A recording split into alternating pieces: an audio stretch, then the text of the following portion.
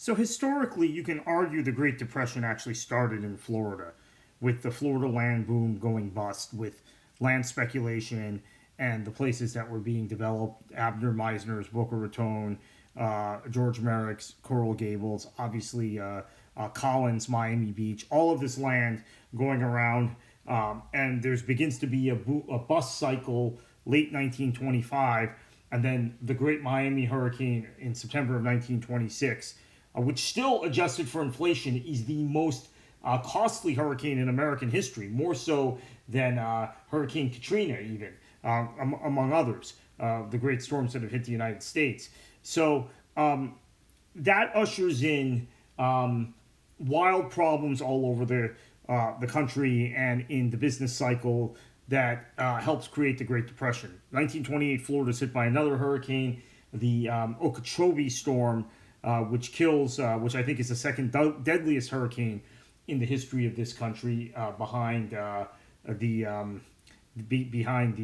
Galveston hurricane of 1900. Katrina is right there, kind of in the conversation, truthfully, which is a shock. As an aside, Hurricane Katrina was the thing that in my lifetime made me realize the United States was really no different than other countries, because I had always felt like there was something that kind of was different about the United States and we were immune to certain things.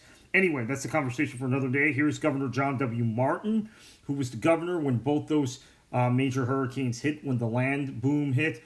He was not particularly activist in terms of his role, his view of government. And the Great Depression has not started in mass, but it has basically started in Florida. And while he wanted to do some things with government, both he and the legislature at the time, by the way, all these governors and all the legislators were Democrats then, let's remember that, were very hands-off and very unwilling to use the levers of government to impact these sorts of things. Jeffersonian in that manner, and not wanting government to be controlling everything. He's replaced by Doyle Carleton, who's from a famous family, right? Famous landowning family.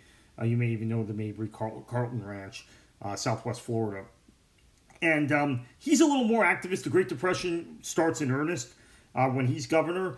He attempts to use some of the power of government to curb the problems in the state. David Schulz is the next governor. You see him with President Roosevelt here.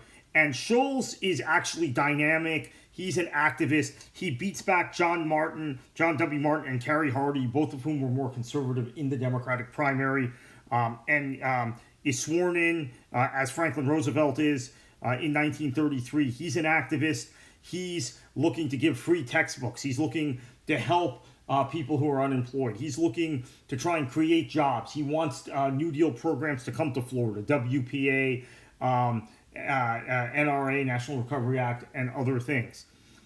Unfortunately, the governor after Schulz, remember there was a one-term limit at this point, you can serve consecutive terms, is a man named Fred Cohn, who I consider to be one of the worst governors in Florida's history. He was a staunch conservative, did not believe in government intervention in the economy, was anti-New Deal, and just as Florida is beginning to recover under the New Deal programs, under Governor Schulz, with a legislature that has some progressive elements in it, Cohn comes. And Cohn uses the veto pen frequently. And so even those progressive elements in the legislature that pass things that are going to help Floridians or advocate New Deal type programs, Cohn vetoes them. Even though he didn't believe in an activist government or governor, he used the veto pen a lot. So the reality is this: Florida becomes more backward looking, more regressive, and in some ways more Jeffersonian, as Cohn does not want to help what he sees as urban interests or doing things to develop Florida's economy, and Florida takes a major step back under him. Next week, we're going to talk about what happens after Cohn